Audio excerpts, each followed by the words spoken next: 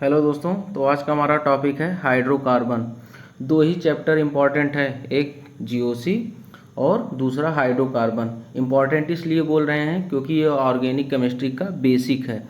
अगर ये नहीं समझ में आएगा तो पूरी ऑर्गेनिक केमिस्ट्री ही नहीं समझ में आएगी। जैसा कि हम जीओसी सारा कुछ ख़त्म कर चुके थे, क्या होता है रेजोनेंस, क्या होता है प्लस आई इफेक्ट, क्या होता है माइनस आई इफेक्ट, क्या होता है हाइपर कॉन्जुगेशन, क्या होता है एरोमेटिसिटी, इन सब चीज़ों में क्या होता है स्टेबिलिटी मेनली सबसे ज़्यादा इंपॉर्टेंट है, स्टेबिलिटी चेक करना। ठीक है, रेजोनेंस में स्टेबिलिटी बताता था, एरोमेटिसिटी भी स्टेबिलिटी बताता था। समझ रहे हैं? तो ये सारा कुछ हम पढ़ चुके हैं। इसके जितने भी पहले वाले वीडियोज़ हैं आप एक एक करके देख लीजिए, ज़्यादा लंबा भी नहीं है, बहुत आसानी से आप ख़त्म कर लेंगे। ठीक है, वैसे ही देखते देखते सारा कुछ ख़त्म हो जाएगा। ज़्यादा वीडियो इसीलिए मैं लंबा नहीं बनाता।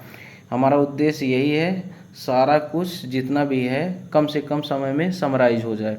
अब हाइड्रोकार्बन में क्या है, हाइड्रोकार्बन में पढ़ना क्या है, सबसे पहले हम ओवरव्यू समझ लेते हैं, नहीं तो हमें समझ में नहीं आएगा पूरा चैप्टर। ठीक है, ओवरव्यू में हम ये देखते हैं, पहली बात इसमें हमें पढ़ना क्या क्या है वो टॉपिक हम लिख लेते हैं। उसके बाद जो है आसानी से धीरे धीरे करके सारा कुछ समझते हुए चलेंगे और उससे जुड़े हुए जितने भी क्वेश्चंस हैं, ठीक है, उससे जुड़े हुए जितने भी क्वेश्चंस हैं सारा हम कर पाएंगे, चाहे वो हमारा बोर्ड का क्यों ना हो, चाहे जेई का, चाहे नीट का, कुछ भी हो, सारा क्वेश्चन जो है क्लियर हो जाएगा। जितना भी कन्फ्यूजन इस चैप्टर से जुड़े होंगे सारा कुछ क्लियर हो जाएगा।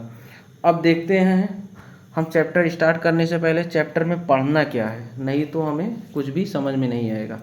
अब इसका देखते हैं क्या क्या पढ़ना है। ठीक है, पहली बात तो हमको इसमें अल्केन पढ़ना है, अल्केन। दूसरा क्या है, अल्कीन। तीसरा क्या है, अल्काइन। चौथा क्या है, बेंजीन। देखिए ये रीढ़ की हड्डी है पूरी ऑर्गेनिक केमिस्ट्री की, ये हो गया और जीओसी हो गया। दो चैप्टर अगर समझ लिए तो ऑर्गेनिक केमिस्ट्री बहुत ही आसान होने वाली है। ठीक है, मेनली हम ये ध्यान देंगे जितने भी जो रिएक्शन आगे वाले चैप्टर में, जैसे तुम्हारा जितना भी चैप्टर है हाइड्रोकार्बन के बाद, जैसे halo alkane, hello Erin, alcohol, phenol, ether, aldehyde, ketone, carboxylic acid, amines, जितने भी चैप्टर्स हैं सारे कोशिश करेंगे ज़्यादा से ज़्यादा जितने भी रिएक्शंस उन चैप्टर में आएंगे इसमें हम करा देंगे। ठीक है, वो चैप्टर पढ़ने में बहुत ही आसान लगेगा। अब अल्केन, अल्केन में क्या पढ़ना है, अल्केन पहली बात तो उसका क्या होता है फार्मूला, CnH2n होता है +2, ये होता है हमारा अल्केन का फार्मूला। और अल्कीन का CnH2n, CnH2n। और अल्काइन का क्या होता है, CnH2n।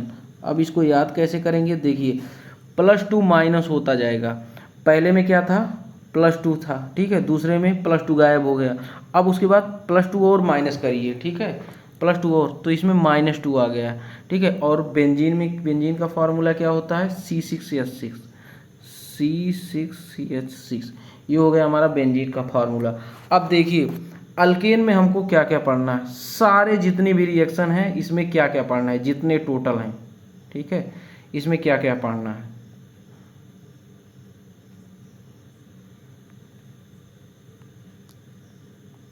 पहली बात इसकी जो है फिजिकल प्रॉपर्टीज, फिजिकल प्रॉपर्टीज, ठीक है,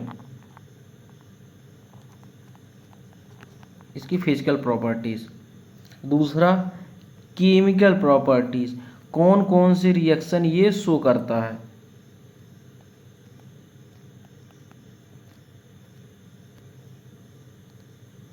कौन कौन से रिएक्शन ये शो करता है।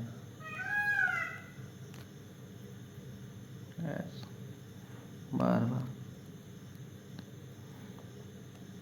कौन कौन से रिएक्शन ये शो करता है,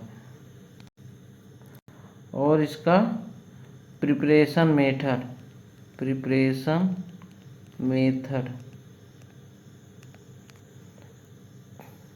और अगर सीरियल से देखेंगे, इसको हम पहले पढ़ेंगे, इसको हम पहले पढ़ेंगे, दूसरा हम ये पढ़ेंगे, तीसरा ये हम पढ़ेंगे। ठीक है, गलती से पहले लिख दिया था उसको। ठीक, पहले इसका प्रिपरेशन मेथड, दूसरा physical properties, chemical properties. Preparation method कैसे ये बनेगा, दूसरा क्या है फिजिकल प्रॉपर्टीज, तीसरा क्या है केमिकल प्रॉपर्टीज। अब देखिए अल्केन कैसे बनेगा और उसकी फिजिकल प्रॉपर्टीज़ क्या है, उसकी केमिकल प्रॉपर्टीज़ क्या है। वैसे अल्कीन में भी सेम वही कॉन्सेप्ट, अल्काइन में, बेंजीन में भी। ठीक है, उसके आगे चलते हैं। अब देखो प्रिपरेशन मेथड ऑफ अल्केन लिख लीजिए, हेडिंग डालिए प्रिपरेशन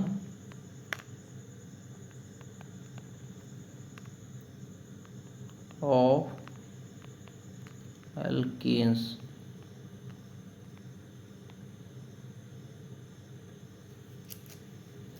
प्रिपरेशन ऑफ अल्केन, पहला हम ऊर्ज रिएक्शन से पढ़ेंगे। ठीक है, कैसे बनाते हैं, अल्किल हैलाइड से, फ्रॉम अल्किल हैलाइड,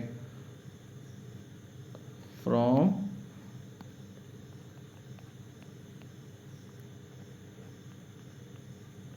अल्किल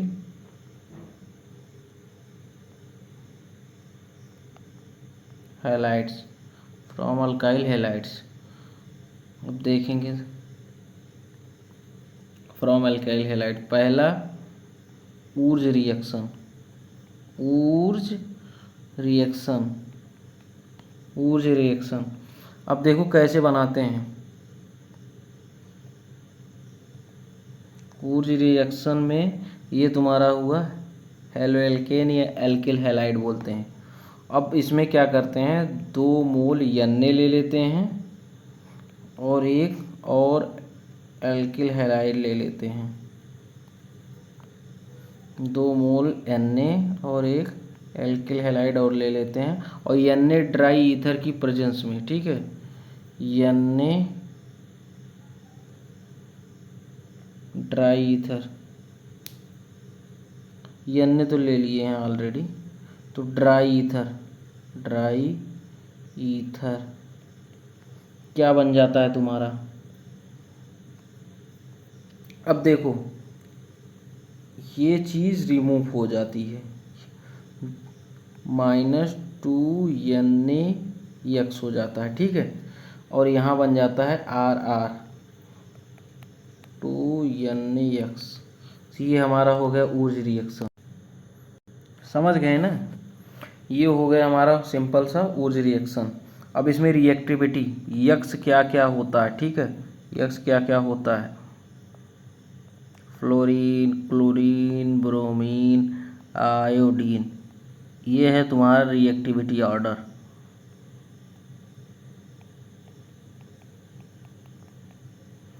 ये ऑर्डर है रिएक्टिविटी ऑर्डर। ठीक है, क्यों होगा, क्योंकि आई का बॉन्ड लेंथ ज़्यादा होता है। ठीक है, आई का बॉन्ड लेंथ बढ़ जाता है, इसी वजह से ये रिएक्टिविटी ऑर्डर हो जाता है। तो आई लीव जल्दी कर जाएगा, तो रिएक्टिविटी ऑर्डर ये सिंपल शो हो जाएगा। ठीक है, अब ऊर्ज रिएक्शन के आगे चलते हैं। दूसरा डालो फिडिक रिएक्शन, सब अल्किल हैलाइड से हो रहा है। ठीक है, अल्काइल हैलाइड से। दूसरा क्या डालो, फिटिंग, फिटिंग, फिटिंग रिएक्शन। दूसरा फिटिंग रिएक्शन, ये तुम्हारा हुआ बेंजीन। ठीक है, ये हुआ तुम्हारा, ये तुम्हारा हुआ बेंजीन।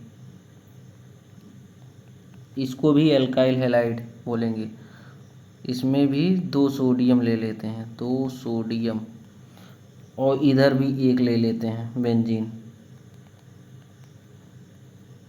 रिएक्टिविटी ऑर्डर वहीं आई का होता है। ठीक है, सबसे ज़्यादा होता है, वहीं ध्यान में रख के चलेंगे।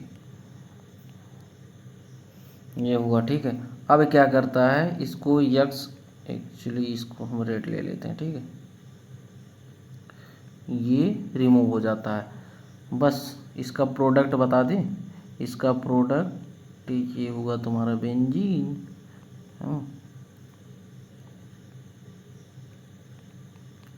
यही बाईफेनाइल, बाईफेनाइल ठीक है, यही होगा +2 बाई प्रोडक्ट के रूप में, समझ रहे हैं। वही 2 लेते हैं, उसको रिमूव कर देते हैं दोनों हैलोजन को, ये होगा तुम्हारा फिटिंग रिएक्शन। अब ऊर्ज फिटिंग क्या होता है, एक हेलो एल्केन ले लेते हैं, एक हेलो एरिन ले लेते हैं। हेडिंग डालो Wurtz fitting reaction, Wurtz fitting reaction. इसमें ऊर्ज भी आ रहा है और फिटिंग भी आ रहा है, दोनों आ रहा है, तो दोनों का कॉम्बिनेशन ले लेते हैं, दोनों का कॉम्बिनेशन ले लेते हैं। एक हो गया x +2 लेना ही लेना है, ठीक है, वही रिमूव करेगा, प्लस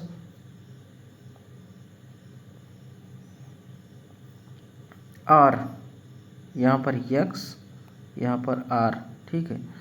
अब इसमें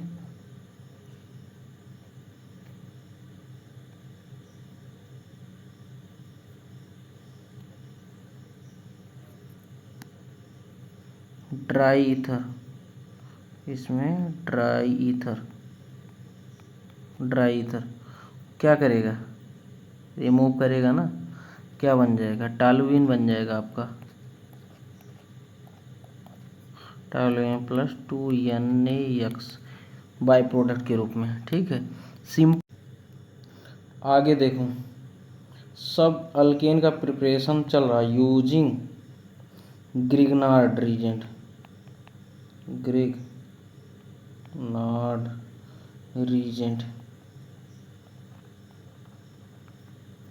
यूजिंग ग्रिग्नार्ड रीजेंट, ठीक है, यूजिंग RMGX है तुम्हारा, RMGX, ठीक है। अब इसको कहीं से भी एसिडिक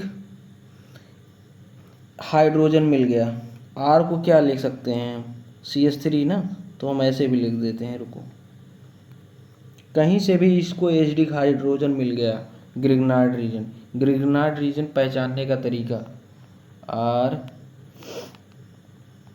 RMGX, ठीक है, ये है आपका ग्रिग्नार्ड रीजन। जैसे एक लेते हैं CH3, ठीक है, MgX मतलब हैलोजन Br, ठीक है। अगर इसको एसिडिक हाइड्रोजन मिल गया, ठीक है, एसिडिक हाइड्रोजन कहीं से भी मिल गया, ये क्या बना देता है, अल्केन का फॉर्मेशन कर लेता है। ये सारे क्वेश्चन जितने भी हैं ना, आगे चल के आपको मिलेंगे कहीं ना कहीं, ठीक है। जैसे कि ये रिएक्शन जो है, ये आपको हेलो एल्केन हेलो एरिन में मिलेगा ही, पक्का मिलेगा, ठीक। तो ये हम अगर हो गया CH3 + H हो जाता है, या इसको H से आप डायरेक्ट जोड़ सकते हैं, H, ठीक है। तो यहाँ पर मेथेन बन गया ये, +MgXOH, ये आपका फॉर्मेशन हो गया किसका, मेथेन। अब देखो, रिडक्शन से हम अल्केन बना सकते हैं, क्या, रिडक्शन किसकी, रिडक्शन से अभी देखते हैं, अल्काइल हैलाइड से यक्स मतलब समझते हैं, हैलोजन ग्रुप, R मतलब अल्काइल ग्रुप। अब किसके रिडक्शन से होगा, जैसे तुम्हारा रीजेंट ले लेते हैं आपका CH3COOH, इसकी रिडक्शन से, ठीक है, ZnSCl, समझ रहे हैं, ZnCU, और आपका अल्मुनियम Hg अमलगम,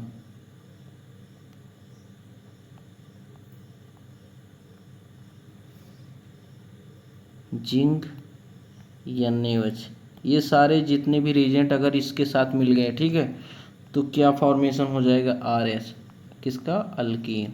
RH को क्या बोल सकते हैं, अल्कीन। ये सब अल्केन का फॉर्मेशन चल रहा है, ठीक है। उसके बाद अल्केन की फिजिकल प्रॉपर्टीज़, फिर केमिकल प्रॉपर्टीज़ जितने भी हैं, मेनली हमको क्या है, ज़्यादा मेहनत प्रिपरेशन में है, उससे कम मेहनत फिजिकल प्रॉपर्टीज़ में है, केमिकल प्रॉपर्टी में थोड़ा सा मेहनत है, ठीक है।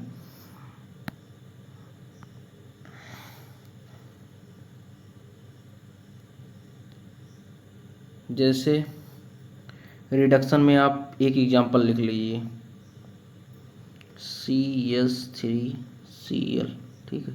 अगर इसका रिडक्शन कराएंगे जिंक H+, ठीक है, तो ये आपका मेथेन का फॉर्मेशन हो जाएगा।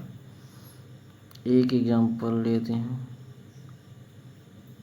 यहाँ पे Cl लगा देते हैं, ये होगा पेंटेन के ऊपर Cl, ठीक है, जिंक H+,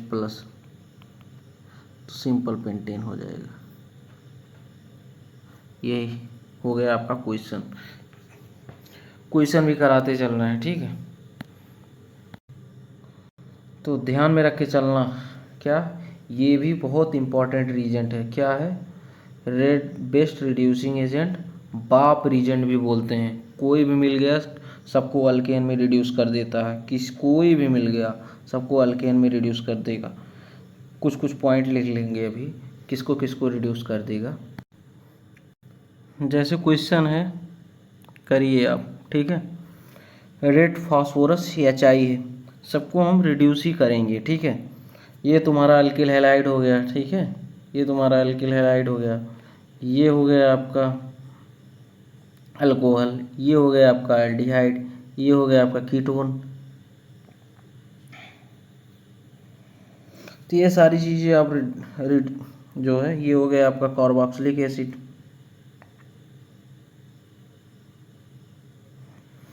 देखो इसमें एक ही कॉन्सेप्ट लगाना है, रेड फास्फोरस HI दिखे आपको अल्केन का फॉर्मेशन करना है, ठीक है, अल्केन का फॉर्मेशन। अब इसमें क्या होगा, R लगा है ना, इसको H लगा दीजिए, इसमें R है ना, H लगा दीजिए, ठीक है। इसमें R लगा है ना, 2 ऑक्सीजन है, 2 ऑक्सीजन है, हटा के 2 डबल बॉन्ड ऑक्सीजन है ना, तो 2 हाइड्रोजन लगा दीजिए, जैसे तुम्हारा CH2 एक हाइड्रोजन है ही, तो ये जाके क्या हो जाएगा, CH3, ठीक है, ये हो जाएगा। इसमें क्या है, 2 ऑक्सीजन कहीं भी दिखे, 2 ऑक्सीजन कहीं पर भी दिखे, उसको हाइड्रोजन में कन्वर्ट करो, ठीक है।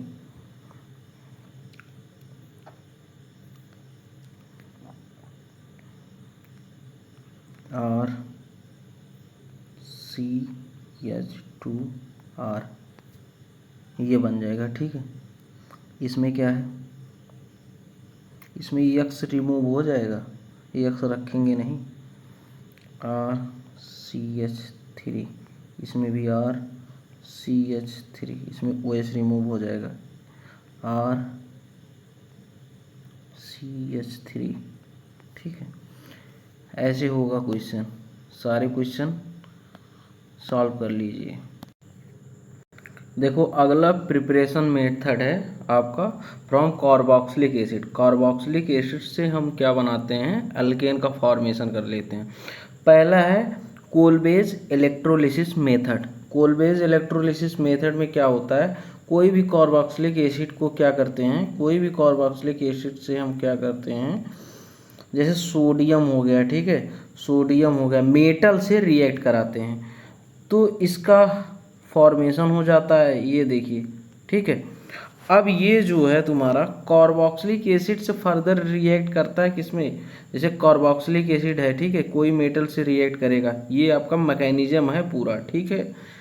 ये रिएजेंट लेते हैं, देखिए कार्बोक्सिलिक एसिड का साल्ट बन जाता है क्या, अगर सोडियम से रिएक्ट करेगा, ठीक है।